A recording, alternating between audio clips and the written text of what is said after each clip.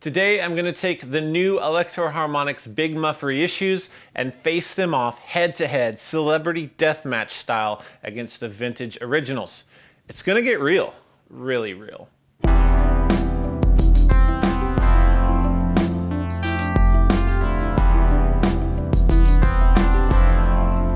I got some new toys in the mail, and I have to tell you the story. So I'm walking through NAMM and I see the brand name Teisco. I was like, what? I haven't seen Teisco ever. Only on the old guitars that I have that were like from the 60s and 70s. Well, I saw these pedals on the table. I got really excited. So I got in contact with these guys, got these 3 pedals. This is the Boost. It runs at 9 or 24 with a toggle here, and then you have an EQ toggle.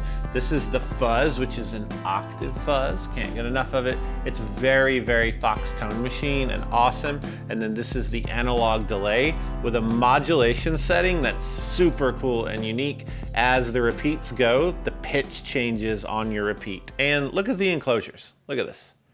It's amazing. They're like slick alien batteries. It looks so good. Let's play the delay.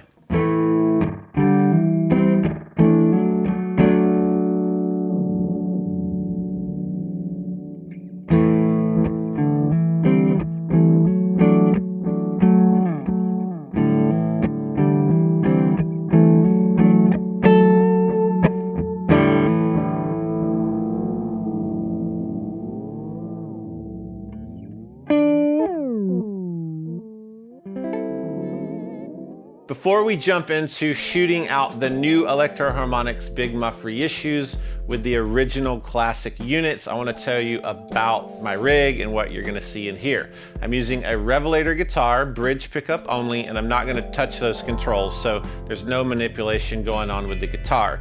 I have a clean 40-watt tube amp, so all distortion or fuzz is coming from a Big Muff. And then I'm using my switchback device here. It's 2 send and returns, and I'm going to put the new reissue units in the green light. So I have the switch on top of the amp. When I click it, it'll go from green to red, and the red is the classic. So green is new, red is the old unit. Just remember that, and you can follow along visually and audibly.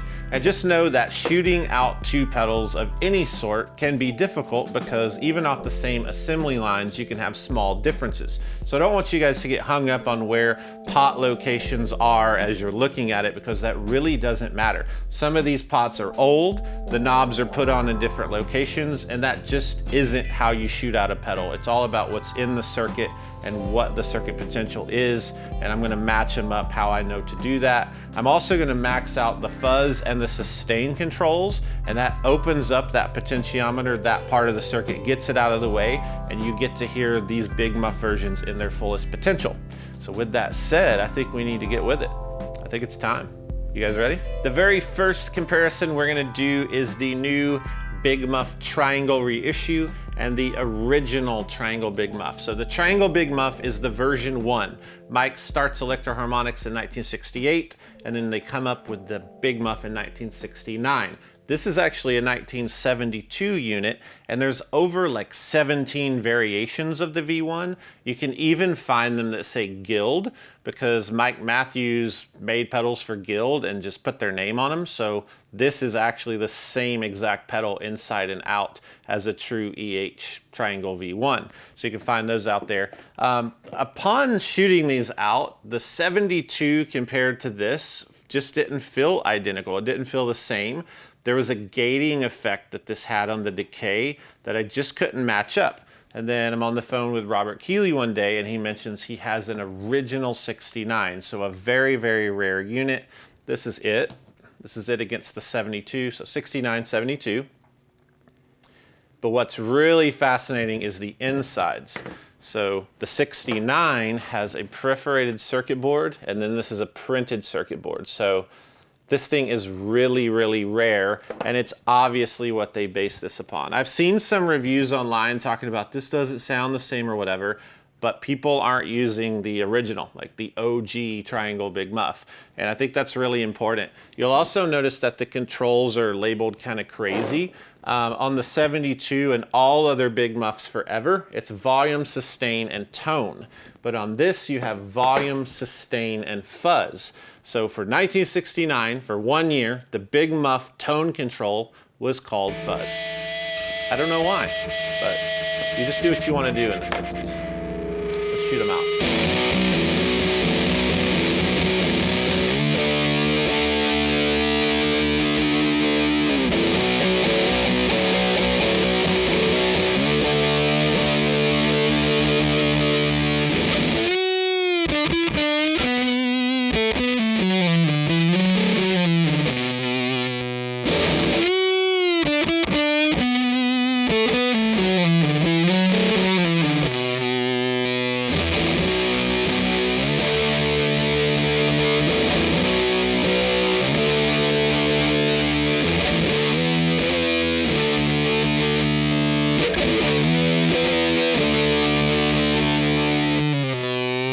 Next comparison is the op-amp Big Muff reissue with a real deal 1978 version 5 op-amp Big Muff. So this was made from 78 to 80, and it's actually V4 and V5. So the differences are the V4 of the op-amp, this switch is on and off for the power, which is quite useless, and I think that's why they changed it to a tone bypass, so you can completely remove the tone.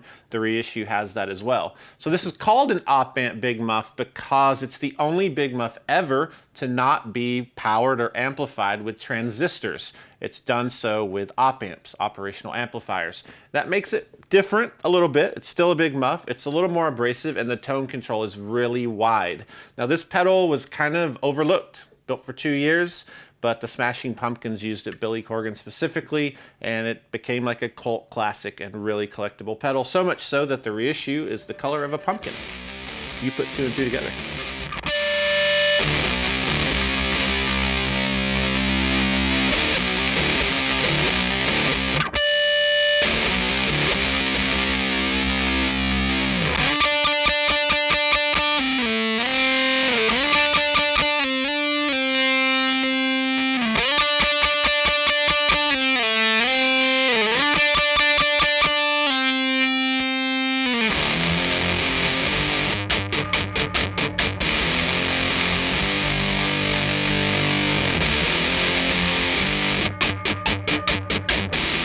Next is the Green Russian reissue and a 94 Green Russian Big Muff. These are made from 94 to 2000. They are version 7, but there's technically different versions of version 7. There are cosmetic differences like the font or maybe different knobs, different colors of green. It's really important that you compare these together and not try to compare the later models that are in black because they are a little bit different. These were made in St. Petersburg, Russia. They were made in the electronic factories there that Mike took over and started building his products. This actually says Electro-Harmonix Sovtek. Sovtek stands for Soviet technology. And there's funny rumors about these are old tank parts or landmine cases, but that's not true. It's just the way that Soviet electronics worked and some of their enclosures and things. And they're really cool. And as a matter of fact, another little tidbit, this actual unit is the one that I replicated in the Muffaletta. So when you turn to the star setting on here, it's the Green Russian. Let's listen to it.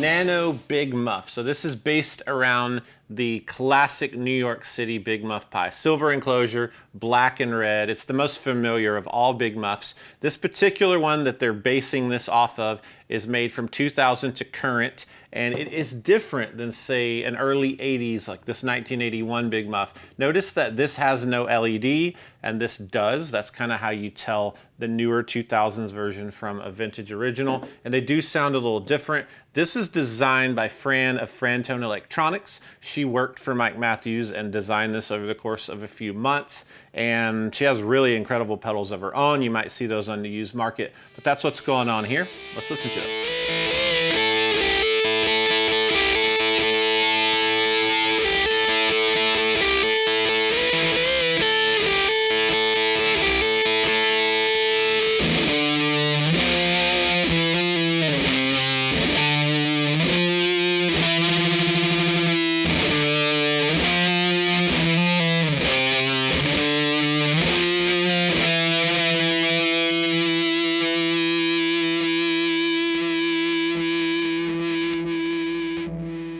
Some of you guys have noticed that there are JHS modifications to all of these reissues. They're really fun. I put in some crazy features on each one. They're pretty unique to each other. So check those out. There's a lot of good videos. We'll put some links down there. We're actually sold out of these, and we probably will be for a couple months, but a lot of our dealers may have them. They're on Reverb, so go prowl around and find them. I know if you're into Big Muffs, these are some really cool sonic features for that. And you know, if you're in the future, we're probably not sold out, but like, you needed to know we were sold out, because when you buy one, you'll feel good about buying it when we weren't sold out. So it's kind of like you're not in the past, but you're in the future, and the future is my future too, and everything's fine there. Today's record time is brought to you by the Smashing Pumpkins Siamese Dream. I have to be honest, I really only got into Melancholy and the Infinite Sadness, and that was for a short period of time, and I never really heard this record. I got it about a year ago, and it's really, really good. I'd heard Cherub Rock, but there's so many other great songs on here, and this album is made by that op-amp Big Muff. So, in the comments below, I'd like to know about your favorite recordings where Big Muffs are prominent, and your favorite artists that live by that pedal. And then if you haven't listened to this, if it skipped you by or you just haven't heard of it, go check it out. Smashing Pumpkins, Siamese Dream. I want to leave you with a quote from the great Mike Matthews himself. In an interview, he said, "Take 5 Big Muffs off the same assembly line on the same day, and they might sound a little different." I think that's amazing, and I think it's really important to grasp that fact about the Big Muff and its circuit and how many different versions are, and even within those versions, there's slight parts differences in some. So I think they did an amazing job on these reissues. I mean, standing here playing them, how they felt, how the amplifier and the speaker responded to them, I think they're perfect. I don't think you could do them any better. And if you've ever wondered about owning a Big Muff or checking these reissues out, just buy them. The price point's amazing, and they're gonna make you happy, and they will definitely make you like guitar more. I wanna thank Robert Keeley for that Sacred version 1 that I showed you. I'm gonna give it back, Robert. I gotta get to know it though. So 2026 to 2030, I don't know. Either way, if you like the episode, hit like, subscribe to the channel, and there's a bell icon. Click that and you'll get notifications of every future episode. And one more thing, in the comments, tell me your favorite of the 4 reissues. Super easy. 1, 2, 3, or 4. We'll talk about it. Bye-bye.